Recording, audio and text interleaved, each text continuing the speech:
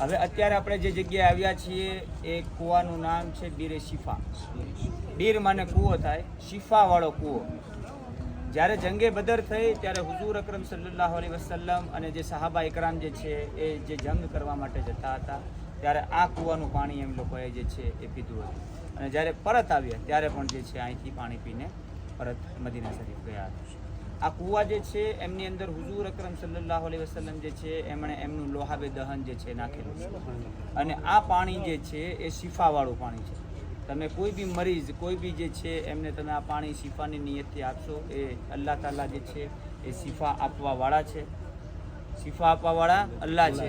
પણ આ કૂવાનું પાણી જે છે એમનું નામ અને હુઝુર જે છે એમણે કીધું છે કે આ પાણીની અંદર અલ્લાહ તાલાએ શિફા રાખેલી.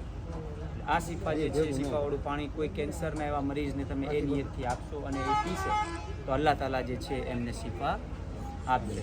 અહીંથી આપણે વધારેની 1 કે 2 બોટલ કોઈ બી એવા વ્યક્તિ તમે જેમને ઓળખતા હો તેમના માટે તમે અહીંથી લઈ જઈ શકો.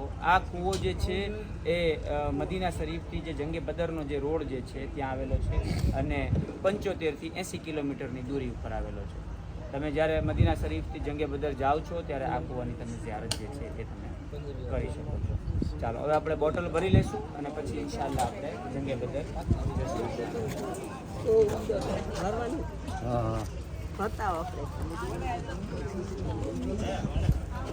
બરોબર છે ને ડૉક્ટર સાહેબ?